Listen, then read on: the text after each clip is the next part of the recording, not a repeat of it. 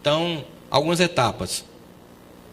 Se eu for fazer uma crítica a uma pessoa, eu tenho que saber fazer isso. Eu lembro que uma vez, eu vou dar um exemplo pessoal para vocês entenderem. Uma vez, eu queria soltar chuveirinho, mas eu não tinha dinheiro.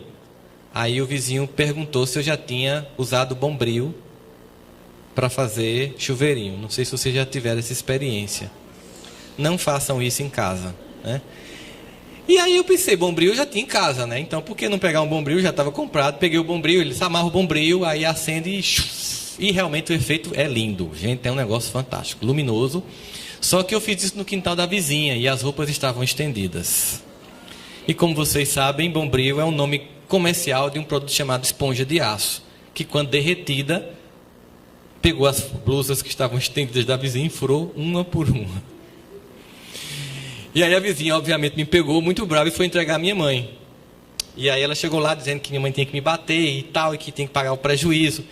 E minha mãe fazia, ô meu filho, por que você fez isso, meu amor? E a vizinha foi ficando irritada, porque em vez da minha mãe bater na frente dela, ela ficou dizendo, meu amor, não faça isso não, me tratando com muito carinho. Eu sabia que quando a porta fosse fechada,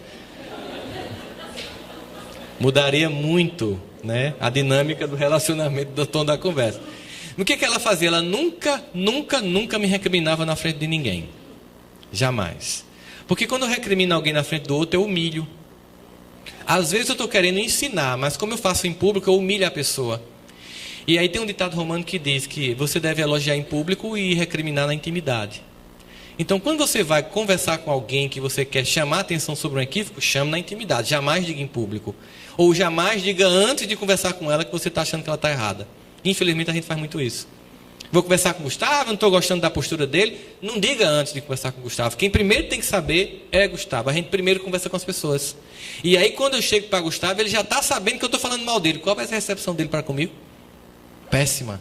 Ele já está armado, porque eu estou queimando ele. E claro, quem leva a história para Gustavo aumenta muito. Gustavo, Rossano está dizendo que tu virou um marginal. É só exemplo, viu, irmão? Sei que você é do bem, a gente está junto. Então assim, a gente vai criando muita história quando eu vou chegar perto do outro. Então, evita conversar com as pessoas antes de conversar com a pessoa que você quer conversar. Leva uma testemunha. E aí vamos pensar, como é que eu faço? Se alguém chega para mim e você está conversando comigo assim, eu estou numa reunião e você faz assim, Rossandro, eu discordo completamente de você. Observe essa frase. Como assim? Completamente? Como é que você pode discordar completamente de alguém?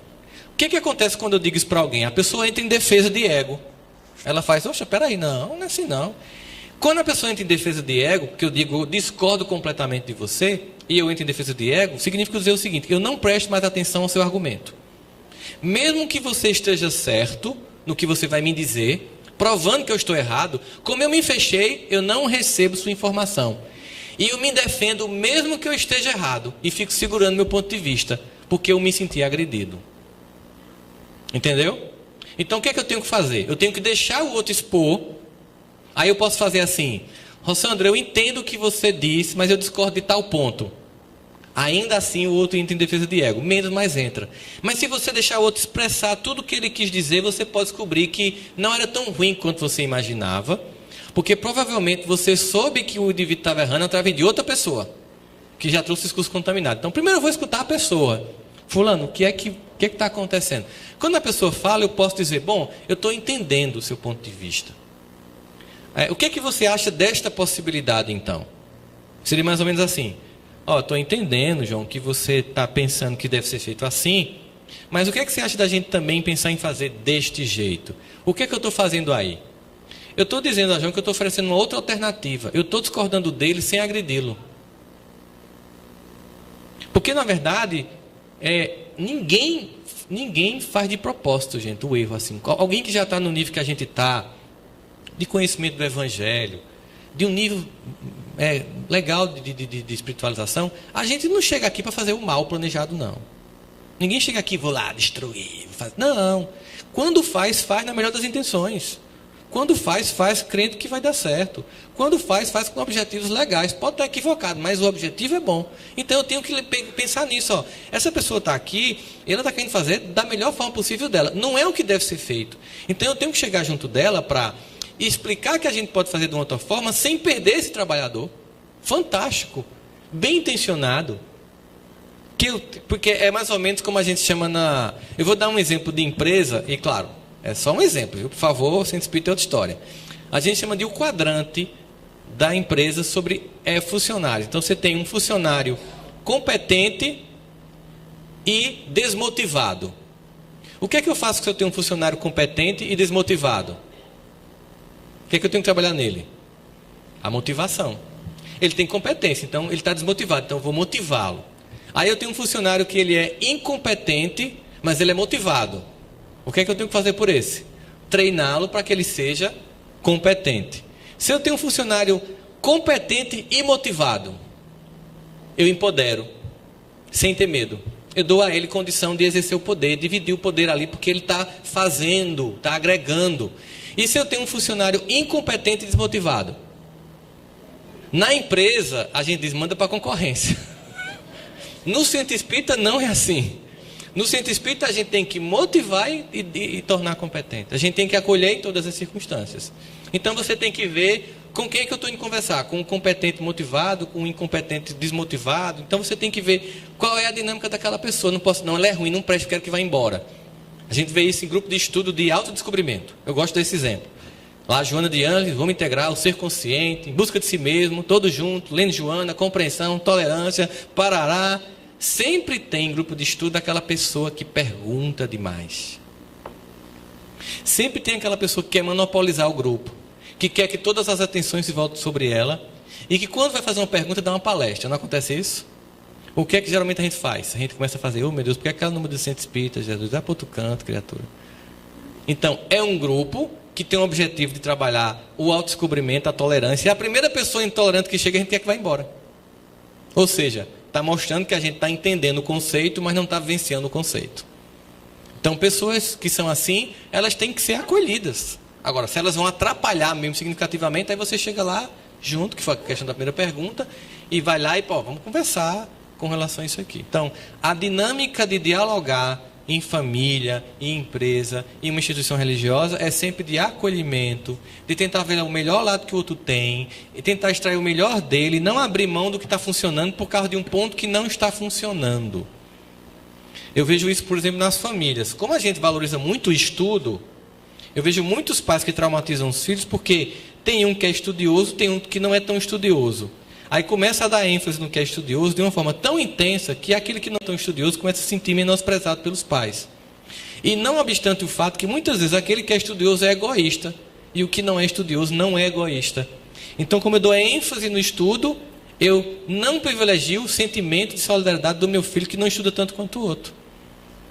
Eu crio um critério sobre o qual eu avalio o meu filho se é bom ou se não é bom, e a virtude todinha do outro que não está no grupo do estudioso, eu deixo de lado.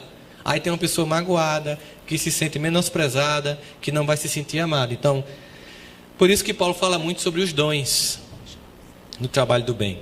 Cada um tem um dom. Então, cada um contribui de um modo. E ele deixa bem claro que os dons não são melhores que os outros. Todos são necessários.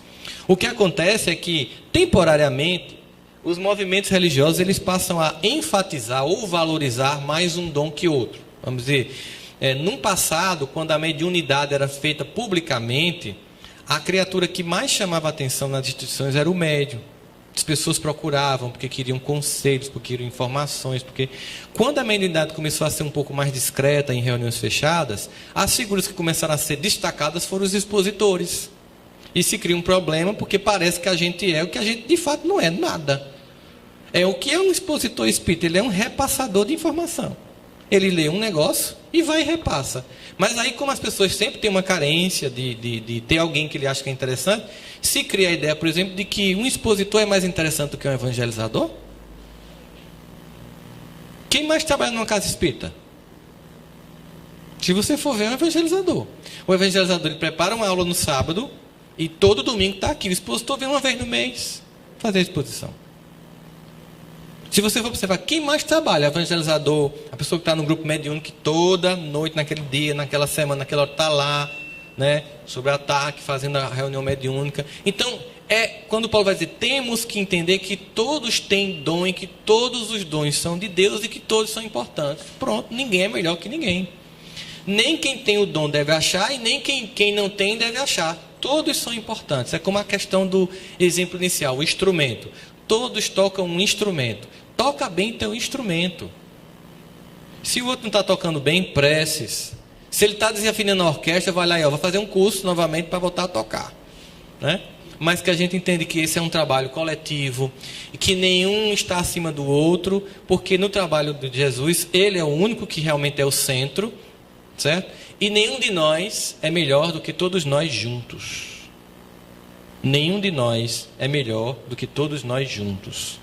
E qualquer um de nós separado desse grupo é alvo fácil da obsessão.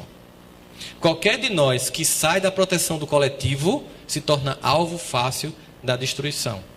Lembremos do exemplo dado pelo próprio Evangelho. Um feixe de varas é muito mais difícil de quebrar do que uma vara só. Certo? Então o objetivo é esse. Agora, não é porque a gente está junto num feixe de vara que a gente se ama e concorda, mas a gente quer estar junto como um feixe de vara do Evangelho. Uma pergunta.